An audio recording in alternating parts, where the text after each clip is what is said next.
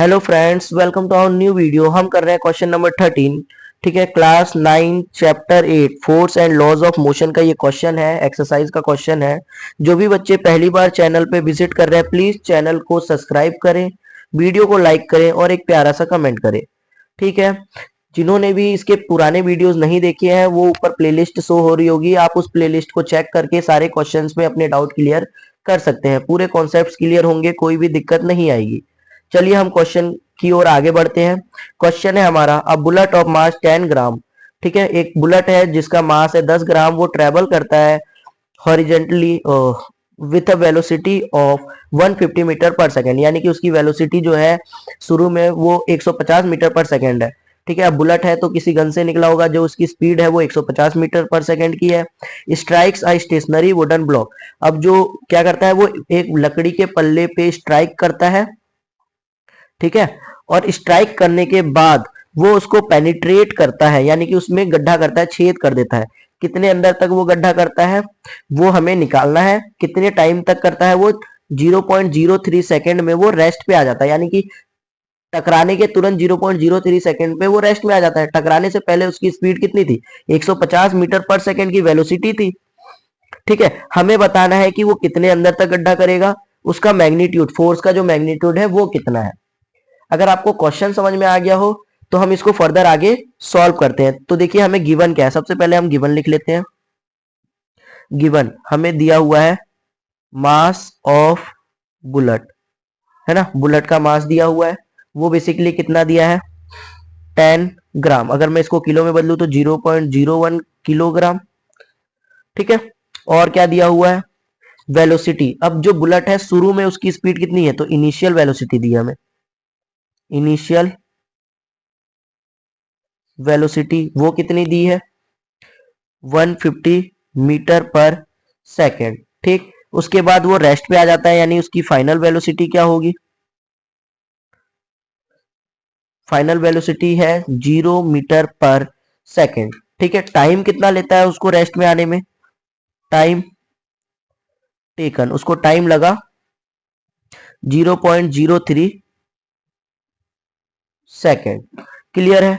उसके बाद हमें क्या निकालना है, calculate the distance of penetration, हमें निकालना है डिस्टेंस। ठीक है, तो डिस्टेंस निकालने से पहले हमें निकालना पड़ेगा एक्सीलरेशन। अब देखिए आपको ना न्यूटन के तीनों मोशन के लॉ वो पता होने चाहिए, फॉर्मूले क्या क्या होता है, v is equal to U plus A T, पहला ये। दूसरा क्या होता है, s is equal to U T plus half A T square. और तीसरा क्या होता है हमारा, v square is equal to U square plus 2as। ये Newton first law of motion, second और थर्ड। ठीक है, तो उन्हीं के इक्वेशन है। तो सबसे पहले हमें निकालना पड़ेगा एक्सीलरेशन। तो हम क्या करते हैं, फ्रॉम न्यूटन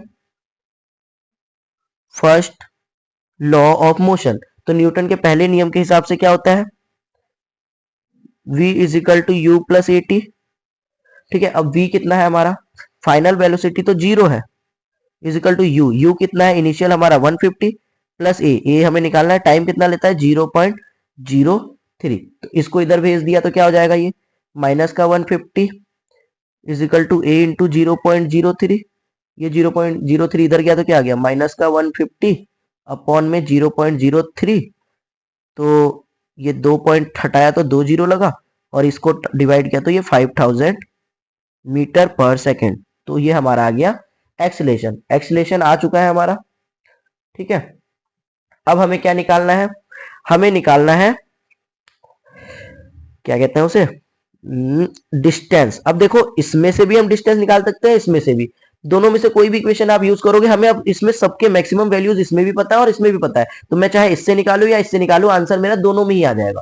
मैं न्यूटन का सेकंड लॉ यूज कर लेता हूं। चलिए, आप चाहे तो थर्ड में ही लगा सकते हैं। थर्ड में क्या है, वी हमारा डायरेक्ट जीरो हो गया, जो हमें ज्यादा इजी पड़े वो लगाते हैं। यू हमारा कितना हो गया, 150। ठीक है, 150 का स्क्वायर प्लस 2 इंटू ए हमारे पास है ही एक्सीलरेशन, वैल्यूज पुट किया तो आंसर आ जाएगा। तो उससे करो या इससे करो, उससे कोई फर्क नहीं पड़ता है। ठीक, मैं दूसरे वाले से करके दिखाता हूं, क्योंकि बेसिकली सभी तीसरे इक्वेशन से करके दिखा देते हैं। तो s is equal to U T plus half A T square. तो s हमें निकालना है, u कितना है हमारा 150, इंटू टी कितना है हमारा, टाइम कितना है 0.03 प्लस